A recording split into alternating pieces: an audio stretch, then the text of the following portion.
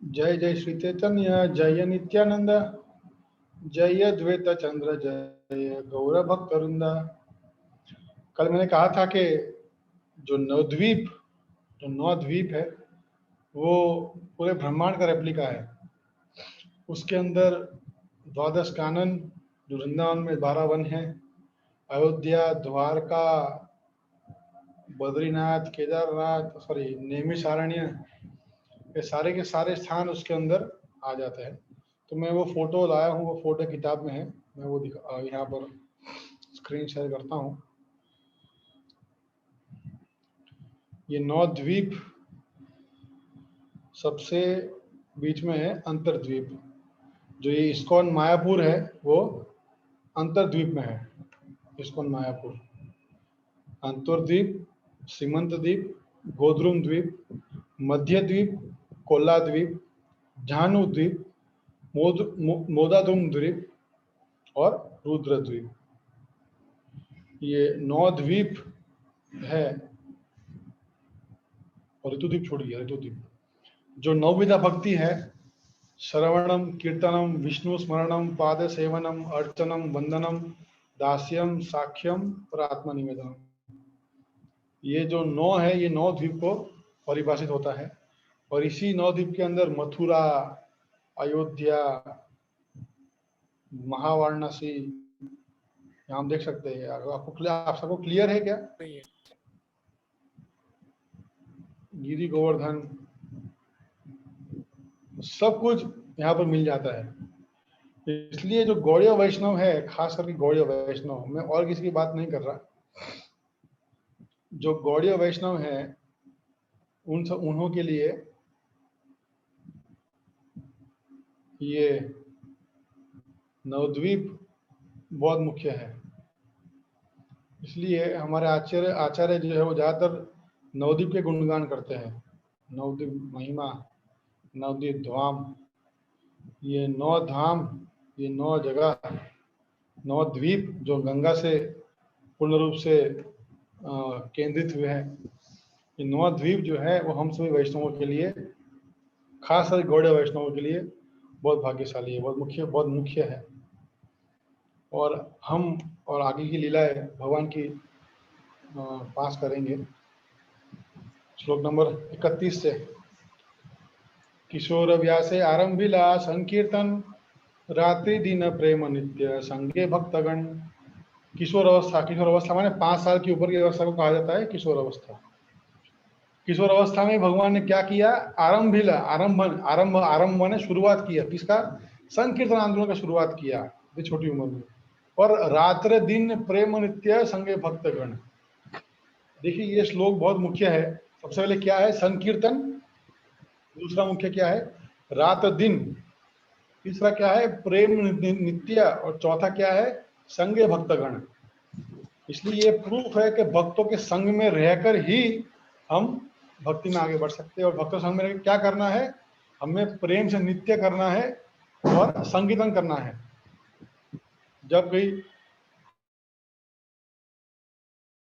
1 घंटा 2 घंटा डांस कर सकते हैं, ज्यादा हम डांस नहीं कर पाते, लेकिन महाप्रभु रात्रि दिन प्रेम से नित्य करते थे। अथवा आप सबके माइक बंद कर दीजिए, सबके माइक चालू है, माइक बंद कर दीजिए।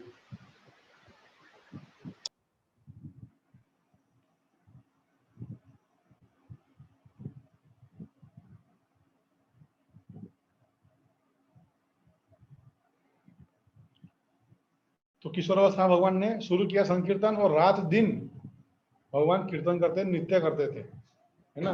एक्चुअली ये प्रूफ है कि आध्यात्मिक जीवन में कभी भी थकान नहीं आती।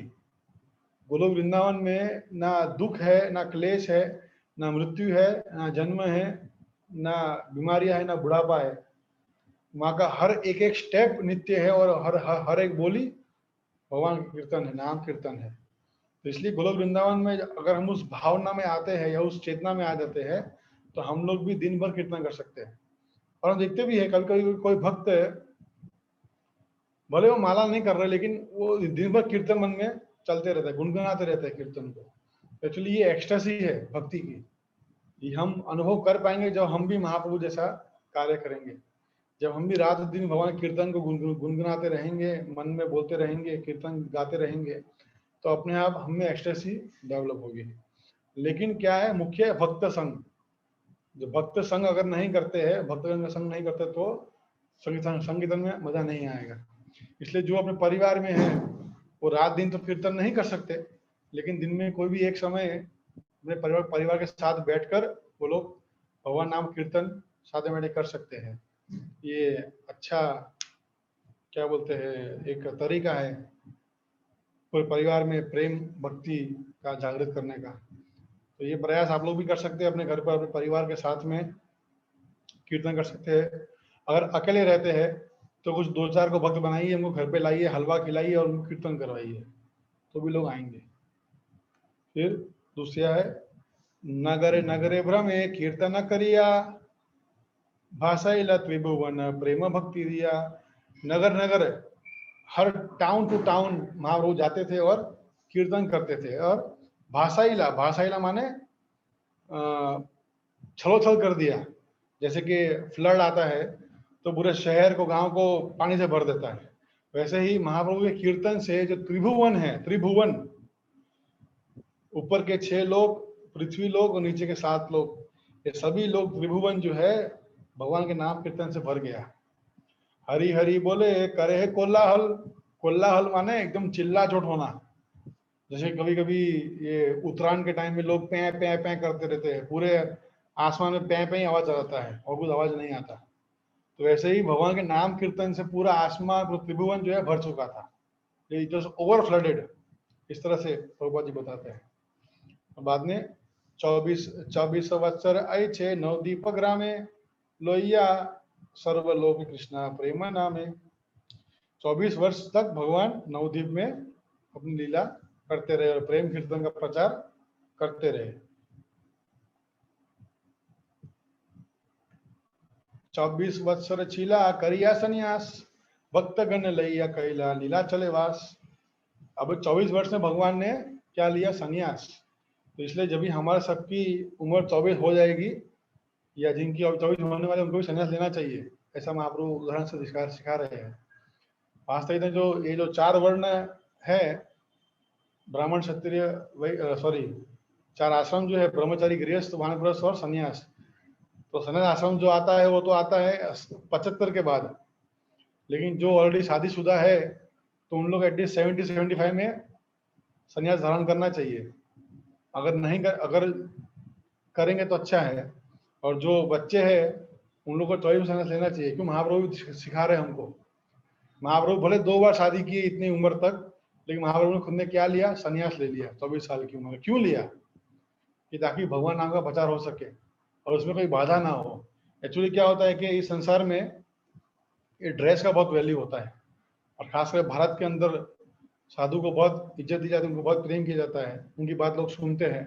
इसी कारण से महाप्रभु ने भी इतनी छोटी उम्र में संन्यास ले लिया, क्योंकि उनके जो आसपास के बच्चे थे, लोग थे, वो उनको चिढ़ाते थे कि ये क्या पागल जैसा कीर्तन करते रहता है, ये वो।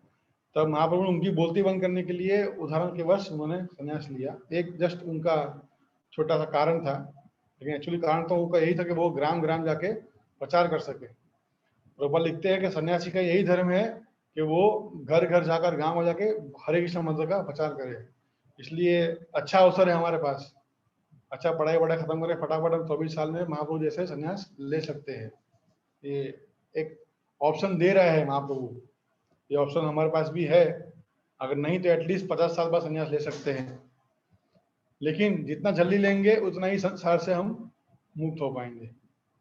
फिर बता रहे, तार मध्य नीलाचले छाया वत्सर, नित्य गीत प्रेम भक्ति दान निरंतर।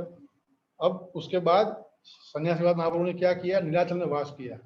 और वहां पे क्या करते थे, वहां पे नृत्य करते थे, गीत करते थे, गाते थे, और प्रेम भक्ति का दान लोग निरंतर देते थे। सेतुबंध,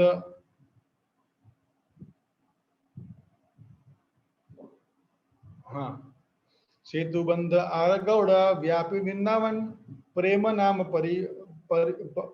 प्रचारिया करीला भ्रमण। सेतुबंध माने कौन सी जगह है, यहाँ लिखा है केप कोमोरिन, मतलब कन्याकुमारी। कन्याकुमारी से लेकर महाप्रभु कहाँ तक गए? वृंदावन। उसके अंदर झारखंड भी, जंगल भी आ गया, सब कुछ आ गया। तो ऑलमोस्ट आधा भारत जो है महाप्रभु ने क्या किया? प्रेम नाम प्रचारिया करीला भ्रमण, भ्रमण करते रहे पागल जैसे, घूमते रहे गांव गांव और नगर नगर भ्रमण करते रहे। अन्य मायावादी अन्य लोगों को महाप्रभु ने भक्त बनाया। एक संदर्भ आता है जब महाप्रभु दक्षिण भारत में थे, तो वहां पर एक ब्राह्मण थे, वो राम जी के उपासक थे, बचपन से ही बाय बर्थ वो राम जी के उपासक करते थे। तो जब महाप्रभु के दर्शन किए तब उन्होंने कहा कि महाप्रभु क्या जादू है आप में, मैं बचपन से राम जी का उपासक हूँ, बचपन से आज तक राम के अलावा मैं किसी का नाम नहीं लिया, लेकिन आपको देखकर मुझे कृष्ण नाम लेने का इच्छा हो रहा है और आपको लेके मैं कृष्ण नाम का ही पुकार कर रहा हूँ। इसलिए ये भक्तों के अपीयरेंस से लोगों को कृष्ण का नाम बोलने का इच्छा होता है। वैष्णव तिलक, शिखा, गले में कंठी, ये सब देखकर लोग लगता है तो वैष्णव है, वैष्णव माने कृष्ण का भक्त है।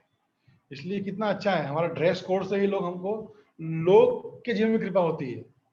हम एक्चुअली हमको लोग रिकॉग्नाइज नहीं करते, लेकिन लोग नामाभास या इनडायरेक्टली कृष्ण का नाम ले लेते हैं। इसलिए वैष्णव वेशभूषा बहुत जरूरी है हम सभी के लिए। फिर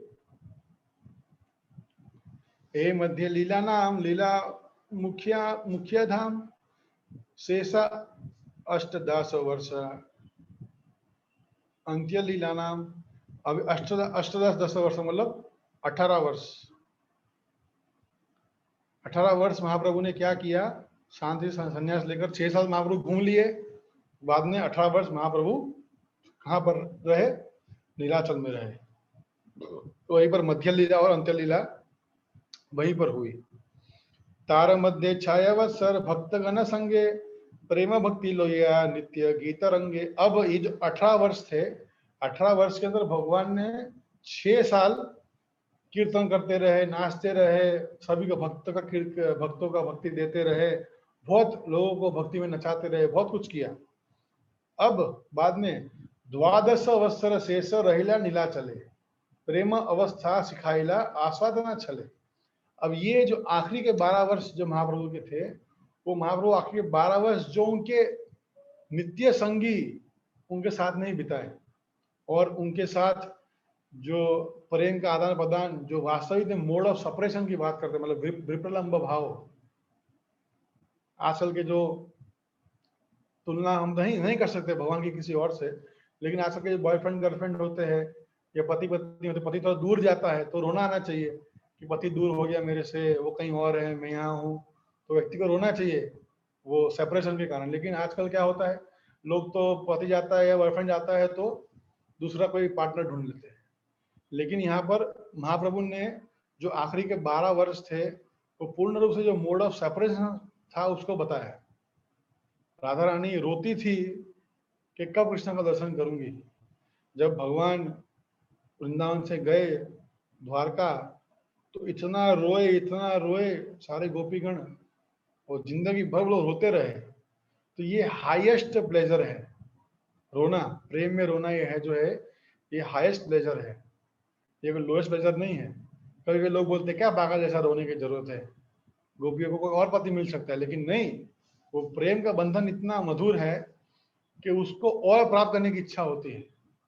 छोटे बच्चे से आप कोई गेम खींच ले हाथ से, जब बच्चा तुरंत रोना शुरू कर देता है, तो वो उससे पता है अटैचमेंट उसने डेवलप किया। तो वैसे ही गोपियों का इतना एक्सटेंट अटैचमेंट था कि वो ये मोड ऑफ सेपरेशन में जीवन जीते थे। और इसलिए पूरे 12 वर्ष महाप्रभु पूरे जगन्नाथपुरी में पागलों की तरह रोते रोते, और ऐसे ही रामानंद राय और सौ दामोदर के साथ महाप्रभु विचरण करते थे और वहां रोते रहते थे पागलों जैसे, बस रोते थे कब कृष्ण को देखने मिलेगा।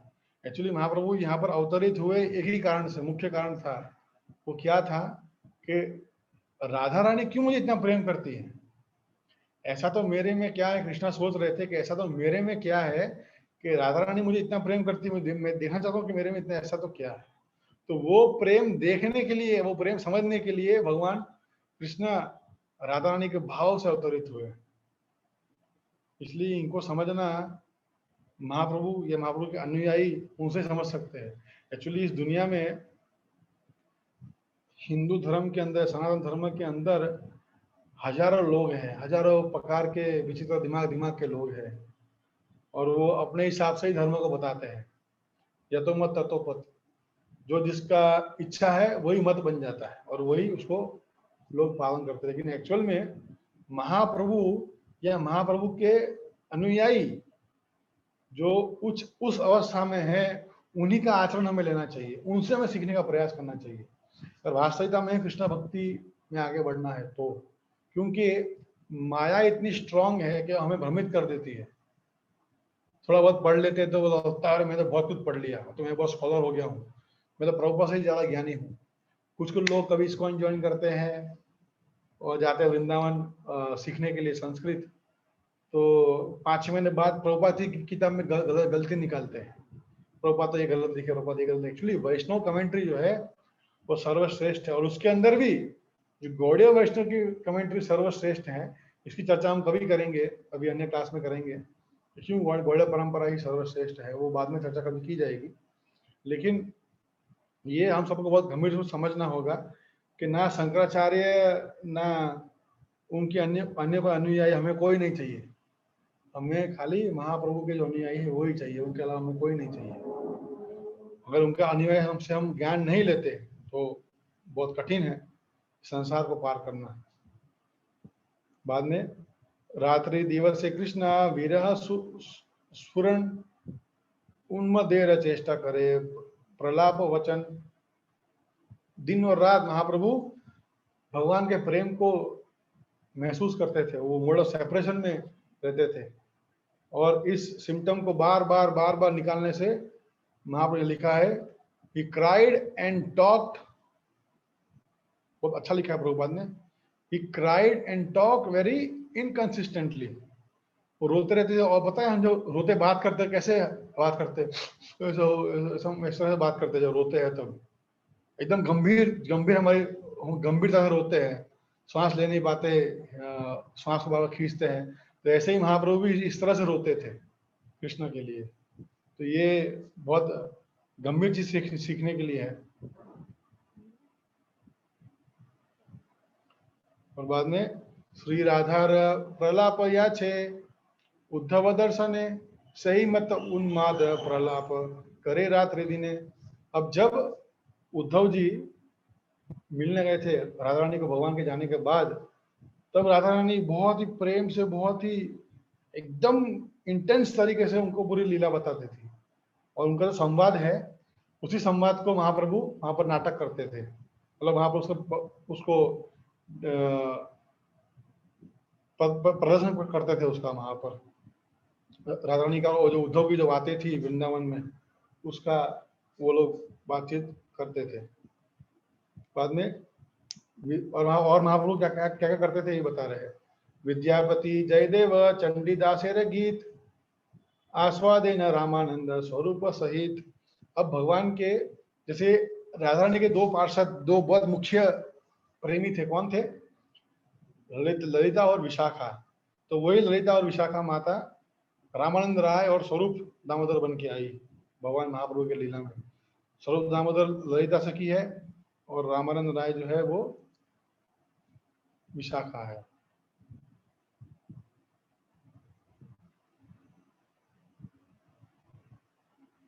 हाँ, स्वरूप दामोदर जो है वो विशाखा है और रामानंद राय जो है वो ललिता सखी है। तो ये दोनों हमेशा महाप्रभु के साथ में होते थे, और महाप्रभु इन दोनों के साथ में ही ये जो महाभाव या मोड ऑफ सेपरेशन का वितरण करते थे।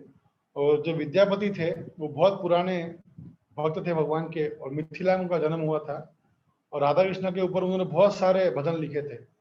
एक्चुअली हम जो आज भजन सुनते हैं वृंदावन में या अन्य स्थानों पर, तो वो सारे भजन जो है वो हमें ज्यादातर ऐसा अनुभव करवाते हैं कि हम खुद राधा रानी हैं या हम खुद गोपियां हैं। लेकिन ये जो विद्यापति महाराज, जयदेव गोस्वामी, चंडीदास, ये सभी जो है इनके जो भजन थे वो हमें अनुभव करवाते थे कि हम कितने गए गुजरे हैं और हमें इनका प्रेम प्राप्त करने की जरूरत है। हम कितना भगवान से दूर है, हम उनके पास नहीं रह पा रहे। जयदेव गोस्वामी ने एक गीत लिखा था, उसका नाम था कि गीत गोविंदा, और साथ साथ जो 10 अवतार स्तोत्र है वो भी जयदेव गोस्वामी ने लिखे थे। चंडीदास ने भी बहुत सारे भजन लिखे जिससे हमें भगवान के लिए और प्रेम उत्पन्न होता है। एक्चुअली दो चीजें हमेशा याद रखना चाहिए। एक होता है भगवान का प्रेम जो वो हमारे हृदय में उमड़ रहा है, भगवान को और प्राप्त करने की इच्छा हो रही है सही तरीके से। दूसरा जो होता है वो सेंटिमेंटल लेवल पे होता है कि अभी अभी घर छोड़ दूं मैं, अभी तुरंत भाग जाता हूँ और वृंदावन जाके भजन करूंगा, वहां मुझे कृष्णा मिल जाएंगे। तो ये सब जो सेंटिमेंटल लेवल की जो भक्ति होती है उसमें कभी प्रगति नहीं होती। इसलिए हमें जज करना होगा कि हम सेंटिमेंटल भक्ति कर रहे हैं या परफेक्ट भक्ति कर रहे हैं। इसलिए उसके लिए हमारे लिए शिक्षा गुरु होते हैं जो बार बार हमें डांट फटकार के सिखाते कि नहीं तुम गलत कर रहे हो, तुम इसे कैसा करना, तुम ये सही करो। इसलिए क्योंकि जैसे कि कभी खेती करते हैं तो खेती करते समय ऐसे पौधे भी उगते हैं जो हमारे काम के नहीं होते, उनको बोलते हैं वीड्स अंग्रेजी में। तो वैसे ही पौधे जो है हमारे भक्ति में, भक्ति लता में भी उगते हैं साथ साथ, और हमें पता नहीं पड़ता कि हमें भक्ति कर रहे हैं सच में कि ये सहजियापन है। तो इसलिए इसको हमें समझना होगा बहुत सिस्टमेटिक तरीके से। और अगर समझ नहीं पा रहे हैं तो बेटर है हम किसी शिक्षा गुरु या गुरु का गाइडेंस लें और उससे हम सीखें। इसलिए आजकल कभी कभी लोग बहुत देखे वृंदावन में जो घर बार छोड़ देते हैं, वहां पर रहते हैं, लेकिन भक्ति के नाम पे वो कुछ नहीं करते। इसलिए भक्ति चीज जो है वो हमें परंपरा के माध्यम से समझना सीखना होगा, भक्ति वास्तविकता में है क्या, इसलिए समझना है। कृष्ण वियोग्यता प्रेम चेष्टिता अस्वादिया पूर्ण कैला अपाना वंचिता, कि भगवान के जो प्रेम है उसको एकदम अनुभव कर रहे हैं, और जो एक्सटेसी मतलब उसको हम अनुभव नहीं कर पाएंगे। एक्सटेसी को अनुभव करना बहुत बड़ी बात है। मतलब कृष्णा मतलब नींद ना आए, खाने की इच्छा ना हो, दिन भर भगवान का नाम कीर्तन चलता रहे मन के अंदर, बहुत ऊंची अवस्था है। लोग कभी कभी हम मिलते हैं ऐसे कोई फर्जी कथाकारों को, बहुत सारे फर्जी लोग मिलते हैं, तो वो लोग बातें बहुत बड़ी बड़ी करते हैं और भागवत का कोई श्लोक ले लेंगे तो रोना शुरू कर देंगे। भागवत का कोई श्लोक बोलते हैं और वो लोग दिखाने के लिए कि मैं कितना उत्तम भाव में हूँ भगवान के लिए, और वो लोग दिखाने के लिए रोते हैं। बहुत सारे कथाकार ऐसे देखने मिलते हैं जो चालू कथा में रोते हैं, लोग देखकर ताली मारते हैं उस पर, वाह वाह कितना रो रहे हैं, वाह वाह वाह। ऐसा प्रेम तो आज तक देखा नहीं। वास्तविकता में ये महाप्रभु सिखा रहे हैं हमको कि जैसे इंटेंस जो पास टाइम होती है वो अकेले में ही होती है, या जो गुप्त जो हमारे एकदम स्ट्रांग जो क्लोज भक्त है उनके सामने हम कर सकते हैं। पब्लिकली हमें ऐसा कभी नहीं करना चाहिए। एक बार ऐसा हुआ था कि परम मुझे राधा गोविंद महाराज प्रवचन कर रहे थे और एकदम से वो उठ के वो रूम में चले गए। कृष्ण कृष्ण लीला वहां चल रही थी, तुरंत महाराज उठ के चले गए रूम में। पता नहीं क्या हुआ, सब टेंशन में आ गए, क्या हुआ महाराज क्यों चले गए। तो एक भक्त जो उनके असिस्टेंट थे वो रूम में गए और बाहर खड़े थे। बाहर उन्होंने कान लगा के सुना कि क्या हो रहा है अंदर, तो महाराज वहां पर रो रहे थे भगवान के प्रेम में। ये जो मोड ऑफ सप्रेशन है वो इसलिए सभी के सामने महाभाव कभी भी प्रकट नहीं हो सकता। अगर सबके सामने प्रकट हो रहा है तो मतलब वो सहजियापन है, वो शुद्ध प्रेम नहीं है। इसलिए यहाँ बता रहे हैं रूप रघुनाथ पदे होय बे आकुति कबे हमा भुजाई वो सही युगल की। भुजा मतलब समझना, भूजे मतलब बिहारी भाषा में भूजे मतलब समझना होता है, बंगाली में भी भूजो या भूत तो भाजले मतलब समझा के नहीं, ये समझ गए तुम, उसको माना जाता है। इसलिए जब रूप रघुनाथ सनातन गोस्वामी है सारे भगवान के जो अनुयायी है उनकी कृपा होगी तभी हम युगल प्रीति युगल युगल किशोर को प्रेम कर पाएंगे, वरना हम प्रेम नहीं कर पाएंगे। अनंत चैतन्य लीला शूद्र जीव है के वर्णित पारे तथा विस्तार करिया। अब भगवान का जो लीला है वो तो अनंत है, मैं शूद्र जीव तुच्छ जीव हूँ, तो थोड़ा बहुत जो मैं बोल पा रहा हूँ वो मैं आपको बताने का प्रयास करूंगा। सूत्र करी गण यदि आपन अनंत सहस्त्र वदने तेनो नहीं पायंत। शेषनाग जो है वो अनंत रूप से भगवान की लीला में गुणगान कर रहे हैं हजारों मुख से, तो मैं तो उनके सामने क्या हूँ। दामोदर स्वरूप आर गुप्त मुरारी मुख्य मुख्य लीला सूत्रे लिखिया छे विचारी। स्वरूप दामोदर और मुरारी गुप्ता ने सारे ये जो पास्ट टाइम्स है उनको एक ग्रंथ में जगह पर लिखा गया था। और बाद में सही अनुसार लिखा लीला सूत्रगणे विस्तारी वर्णिया चेता है। दास वृंदावन वृंदावन दास ठाकुर, उन्होंने ग्रंथ लिखा, का नाम था चैतन्य भागवत।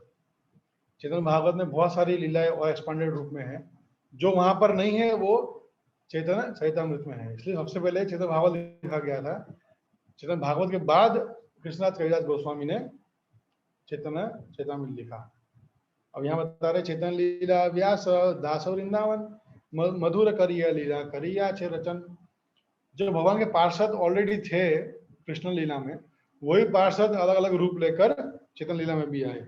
और जो व्यासदेव जिन्होंने लिखा महाभारत और अन्य पुराण और श्रीमद् भागवतम, यही व्यासदेव बन के आए वृंदावन दास ठाकुर। उन्होंने क्या लिखा? चैतन्य भागवत। ग्रंथ विस्तार भाई छाड़ीला ये स्थाने से स्थाने किछु करीब व्याख्याने। यहाँ बता रहे हैं कि इतना एक्चुअली भगवान का जो आदि लीला है वो लिखते लिखते ही चैतन्य भागवत इतना बड़ा हो गया था कि उसको और आगे लिख नहीं पाए। इतना बड़ा हो चुका था वो, इतना मोटा हो गया था। अगर और लिखते तो वो लोग पढ़ नहीं पाते। इसलिए फिर उन्होंने बाद में क्या किया, कुछ लीला को कट शॉर्ट करके उसमें नहीं बताया। इसलिए कुछ कुछ लीला उसमें है, कुछ कुछ लीला इस दोनों ग्रंथ में है। जैसे भगवान की लीला कितनी अद्भुत है कि बचपन की लीला ही लिखते लिखते इतना समय हो जाता है। हमारे बारे में कोई बुक लिखेगा तो शायद 10-20 पेज या 8-10 पेज लिख के वो किताब बंद कर देगा बस। अब इस बारे में कोई गुणगान करने की जरूरत नहीं। ये भगवान का इतना गुणगान है कि वो लोग लिखते जाते कभी खत्म नहीं होता। प्रभुर लीलामृत तेनो कैला आस्वादन तारे भुक्त शेष किछु करिया चरवन।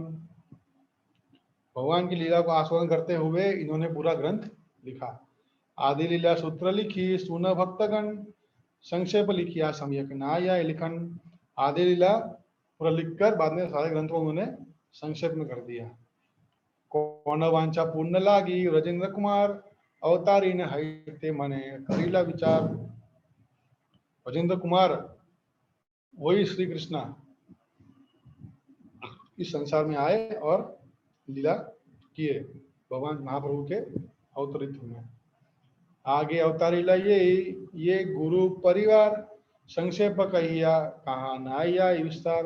अभी जो भगवान पहले आए, लेकिन भगवान के आने के पहले उनके जो पार्षद थे वो आ गए। भगवान हमेशा पहले नहीं आते, उनके पार्षद जो है वो पहले आते। कृष्ण लीला में भी यही हुआ और गौड़ लीला में भी यही हुआ। सारे पार्षद जो पहले आके बैठ चुके थे, फिर भगवान अवतरित हुए। जब हिंदी पिक्चर में होता है ना कि हीरो की एंट्री हमेशा लास्ट में होती है, प्लस सब उनके दोस्त वो सब आ जाते हैं, वैसे ही ये एक्चुअली ये सब थीम जो है वो शास्त्रों से कॉपी किया गया है। पहले भगवान के पार्षद आ गए, फिर भगवान लीला करने आए। श्री सची जगन्नाथ श्री माधवपुरी केशव भारती आर श्री ईश्वरपुरी अद्वैत आचार्य आर पंडित श्रीवास आचार्य रत्न विद्यानिधि ठाकुर हरिदास। कौन कौन आया? सची माता श्री सची, जगन्नाथ मिश्रा, माधवेंद्रपुरी, केशव भारती, ईश्वरपुरी, अद्वैत आचार्य, श्रीवास ठाकुर, आचार्य रत्न, विद्यानिधि और हरिदास ठाकुर। इतने लोग पहले आए। फिर कौन आया? श्री हट्ट निवासी श्री उपेंद्र मिश्रा नाम वैष्णव पंडित धानी सद्गुण प्रधान। फिर कौन कौन आया? उपेंद्र मिश्रा आए, वो श्रीहट नाम के स्थान पर अवतरित हुए थे और वो भी भगवान विष्णु के बहुत बड़े भक्त थे। फिर सप्त मिश्रा ताम्रपुत्र सप्त ऋषिवर कमसारी परमानंद परमनाभ सर्वेश्वर जगन्नाथ जनार्दन त्रैलोक्यनाथ नादिये ते गंगावास कैला जगन्नाथ। अब जो भगवान है जगन्नाथ चैतन्य महाप्रभु, उनके पिता का नाम है जगन्नाथ मिश्रा। जगन्नाथ मिश्रा के पिता का नाम क्या है? उपेंद्र मिश्रा। अब उपेंद्र मिश्रा के 7 बच्चे थे। कौन कौन थे? कमसारी, परमानंद, पद्मनाभ, सर्वेश्वर, जगन्नाथ, जनार्दन, त्रैलोक्यनाथ, ये 7 जो थे भगवान के दादा के बेटे थे उपेंद्र मिश्रा के। और उसमें से एक पुत्र जगन्नाथ मिश्रा, वो कहाँ पर, गंगा नदिया में, गंगा के पास में उन्होंने स्थान लिए, वो वहां पर निवास कर रहे थे। जगन्नाथ मिश्रावर पदावी पुरंदर, नंद वासुदेव रूप सद्गुण सागर। जगन्नाथ मिश्रा जो थे वो पुरंदर के समान थे, और नंद बाबा और वासुदेव दोनों के अंश उसमें उनमें थे। तांद्र पत्नी सचिना पतिव्रता सती, यांद्र पिता नीलांबर नाम चक्रवर्ती। अब कौन है, सची माता। सची माता के पिता का नाम, सची माता खुद यशोदा है, और उनके पिता का नाम क्या है, नीलांबर चक्रवर्ती। ऐसा कहा जाता है कि जो गर्ग मुनि भगवान कृष्ण की लीला में उनका जन्माक्षर देखने आए थे, ये वही गर्ग मुनि है जो नीलांबर चक्रवर्ती बने थे। और कभी आप गए हो मायापुर, तो वहां पर जो चांद काजी की समाधि है राजापुर मंदिर के पास में, वहां पर ही इनका स्थान था। और नीलांबर चक्रवर्ती और चांद काजी जो थे वो इनको चाचा बुलाते थे। तो इसके हिसाब से चैतन्य महाप्रभु जो थे वो चांद काजी के भतीजे हुए। सची माता उनकी बहन हुई, किनकी, चांद काजी की। चांद काजी की बहन हुई, इसलिए इस संबंध से चैतन्य महाप्रभु चांद काजी को मामा करके बुलाते थे। वो लीला आगे आएगी, वो बहुत ही अद्भुत लीला है, सुनना चाहिए आपको कभी। और राड़ देश जन्मिला ठाकुर नित्यानंद, गंगा दास पंडित गुप्त मुरारी मुकुंद। राड़ देश माने क्या देश है, जहां पर गंगा प्रभावित नहीं होती, और गौड़ देश माने जहाँ गंगा प्रभावित होती है। तो यहाँ पर कौन जन्म लिया, ठाकुर नित्यानंद। जो बलराम है वही नित्यानंद बन के कहाँ जन्म लिए, राड़ देश में। उसका नाम है एक चक्र धाम। राड़ देश में एक स्थान का नाम है एक चक्र, तो हम बोलते हैं एक चक्र धाम। वहां पर नित्यानंद प्रभु अवतरित हुए। और ये थोड़ी हिस्ट्री यहाँ बता रहे हैं कि नित्यानंद प्रभु जहाँ जन्म लिए, वहां पर जो एक चक्र मंदिर है, वहां पर बंकिम राय नामक कृष्ण का विग्रह आज भी वहां पर विराजमान है। उनके एक तरफ, मतलब लेफ्ट हैंड साइड पे, सॉरी राइट हैंड साइड पे कौन है, जानुआ देवी। जानुआ देवी जो है वो नित्यानंद प्रभु की पत्नी थी। और उनके लेफ्ट हैंड साइड पे कौन है, राधा रानी। इसकी स्टोरी है, बंकिम राय जो विग्रह है, वो विग्रह उनको नदी में तैरते हुए मिले थे। और जो उनके बाजू में विग्रह था राधा रानी का, वो उनको मिला था एक पेड़ के पास। तो इन दोनों के विग्रह को उन्होंने स्थापित किया। और क्योंकि जानुआ देवी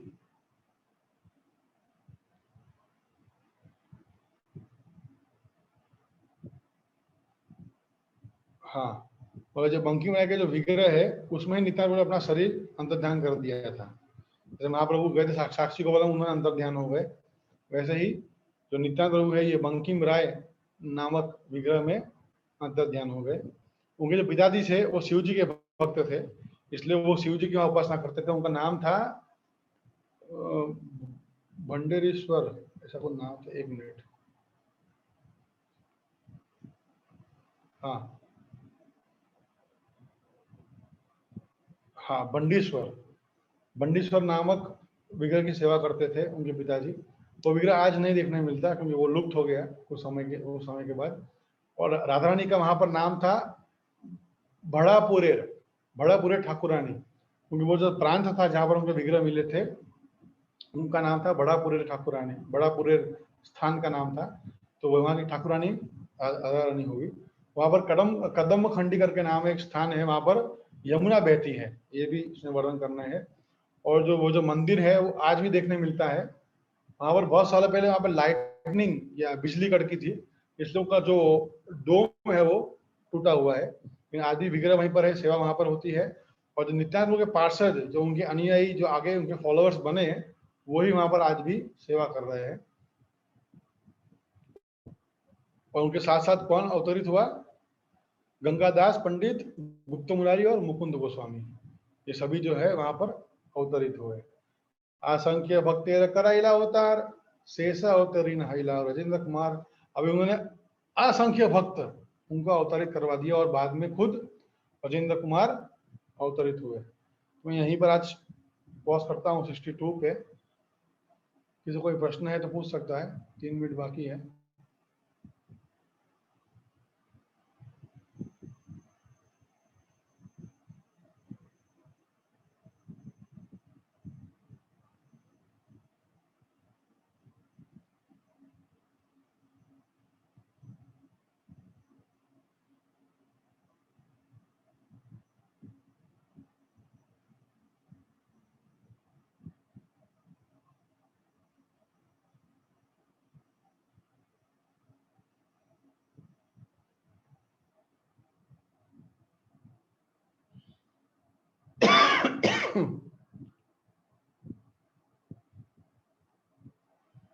तो ठीक है, हम कल फिर से मिलेंगे। श्री चैतन्य महाप्रभु की जय। जगत गुरु श्री प्रभुपाद की जय।